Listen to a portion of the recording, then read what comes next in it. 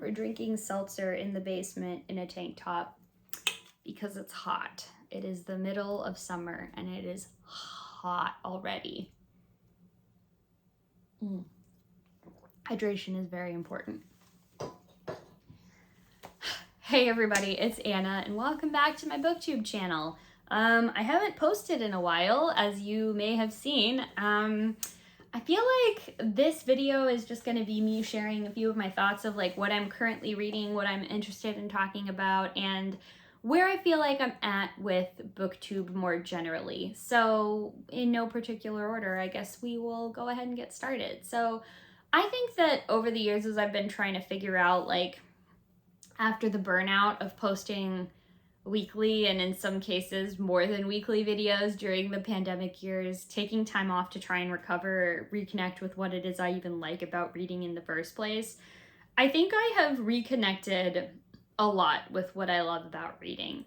I've gotten really into just reading for pleasure and letting that kind of stuff be my guide. So for instance, one of the things I've really been enjoying reading is, there's like 5 million over here, but I've been slowly collecting the Brother Cadfael series again. These are mystery novels that are set in England during the time of the anarchy, which is the 12th century. And they follow the like mystery solving adventures of Brother Cadfael. He's a Benedictine monk who just solves mysteries and helps people find justice for those who have been wronged. And I read these books as a teenager. They're pretty old. Like, I think the first one was published in the mid-70s, so they've been around for a really long time. And I don't know what exactly it was that prompted me to pick them up and start reading them again, but I've really been enjoying that. It's nice to get to actually go back to an old series that I like a lot.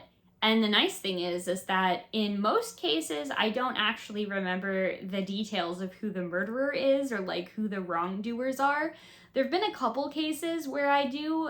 In one case, that was because the big twist of the book was very memorable and that was directly related to who the murderer was. And in the other, the big twist I did remember, so it kind of like helped me have that mental scaffolding in place. So yeah, going and rereading mysteries. Who knew that that was going to be so much fun? Let's see, what else am I reading now? I am about to finish reading or listening to on audio Better Living Through Birding by Christian Cooper. So he sort of first came to national and then international attention because of his viral video of a white woman filming him while he was birding in Central Park. For reference, if you don't know, he is a gay black man who was birding in Central Park, and this woman basically like went off on him in a very racist way and called 911, claiming that he was threatening her life and her dog, when in fact he had just very calmly asked her to put her dog on a leash. So that's what most people know about him, but after reading this memoir, I'm like, that's just such a small sliver of the entire like story and life of this one man.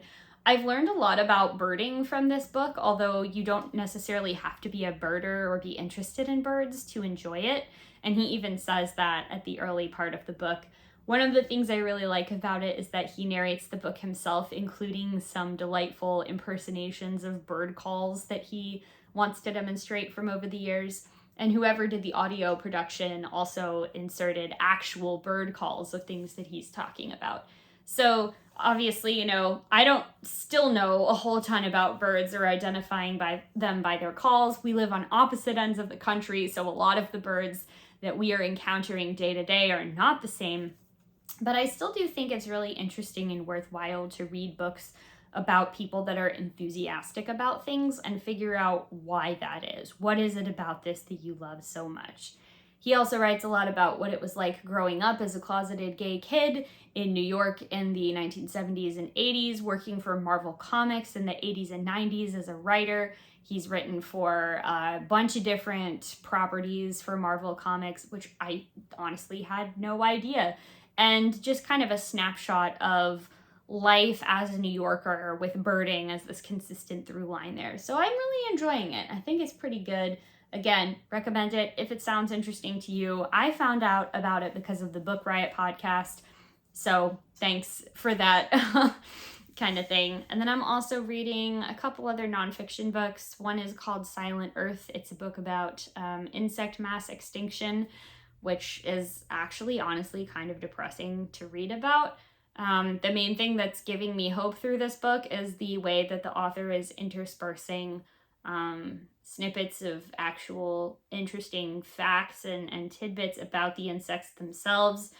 And then there are just the chapters about how they're dying off massively and their populations are being destroyed, and it's difficult to get people to care about bugs because most people don't like them very much, etc., etc. So that book is interesting. I wouldn't say it's my favorite example of science writing. I don't know that it is the best written. I find a lot of the rhetorical appeals of the book would maybe be more effective for me if I wasn't already a person that is aware that this extinction is going on and doesn't already really care about it a lot. Because to me, some of these appeals seem a little bit weird and very extreme. But I don't know, maybe he's just writing to an audience of people. He probably is writing to an audience of people that don't realize that this is a problem. So there's that. And I'm also reading A Square Meal, which is a culinary history of the Great Depression. I just started that, but I picked it up randomly because I was at the library trying to check out cookbooks and try new recipes. And I just saw this like food history book that was in there. Thought that the topic sounded really interesting because if you're like me and you have grandparents that grew up in, you know, World War I, Great Depression, World War II, all these other things, you've probably heard the stories and you probably know that they had some food insecurity, kind of trauma that persisted into their adulthoods. Like for me, that was on my mom's side of the family, there was always some sort of pot of like cheap filling stew or oatmeal or something going to keep people fed. And on my dad's side of the family, there was always just like as much frozen meat as you could possibly fit into a freezer because of the whole you never know where your next meal is going to come from mentality. So that's going to be really interesting to read. I'm expecting that's also going to be a bit of a tough read just because it's going to be about a lot of people being really hungry during a bad time. So that's what I'm reading right now. That's what I've been thinking about a lot. As far as like my relation to BookTube goes, I again got sort of an idea about this from watching some more of Ashley from Bookish Realms videos about how BookTube is changing, and also just like thinking to myself about booktubers that I used to watch a lot that don't post anymore. Like I still have my, you know, tried and true booktubers that I always love watching. Jen, Kathy, Erin, Simon, but a lot of booktubers that I really like and that I have really bonded over just don't post anymore. And I know like I'm part of that. I'm still active. I'm just not like as prolific as I used to be. I wouldn't even say I've gone dormant because I still post a few times a year, but for me, I'm still trying to figure out where it is I fit into this, both in terms of what I personally want from BookTube and what about it is fulfilling and interesting and worthwhile to me, but also where do I fit in a landscape that looks nothing like what it did when I first started BookTube. There are some new booktubers that I've started watching. One of the things that like I know is gonna kind of make me an odd duck is that I don't have TikTok. I have no interest in getting TikTok. And there's a lot of that booktube or bookish conversation that happens surrounding TikTok.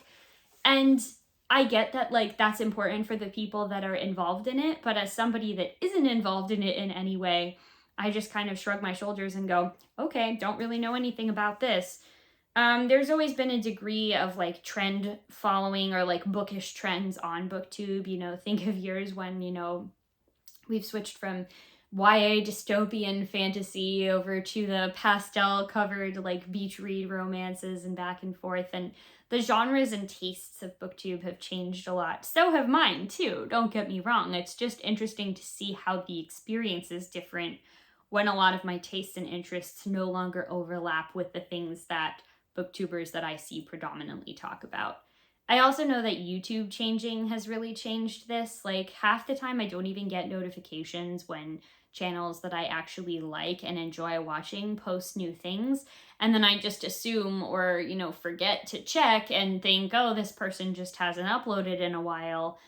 and then I'll get the sudden inundation. Once I've clicked on one of their videos, I realize there's like 17 that I missed somehow, which is frustrating. Like, that's something that is part of the architecture of YouTube and the YouTube algorithm or whatever, like, that I'm just so uninterested in feeding and appeasing, while at the same time being frustrated by the fact that the way that it works means that I do have difficulty accessing the things that I like to watch. So I don't know, like, if you're like still watching or making BookTube videos or anything like that, let me know what you think about all of this. This is always like a rambly first impressions kind of thing here anyways. I didn't exactly sit down and script out what I was going to say in advance. It was just off the cuff kind of thoughts about BookTube and where I fit into it now and what's going on with it. So I don't know. I think as long as I continue to find it interesting, I'll keep uploading stuff here. So you don't have to worry that I'm like disappearing off the face of the earth or anything. I'm still definitely reading plenty of books, and I still have thoughts about all of them. So if you like what you see here and you don't mind an infrequent uploading schedule, you can subscribe to this channel. I have no idea anymore if that's the best way to get updates, because that's what I used to say, and now I don't know if people even see these videos sometimes. So I don't know if this is the best way to get updates, but it is where I post them when I have them. And if you've made it this far, I appreciate you for coming by, watching the video, and please feel free to chat or share thoughts with me down in the comments below. Thanks again, and I will see you in the next one. Bye.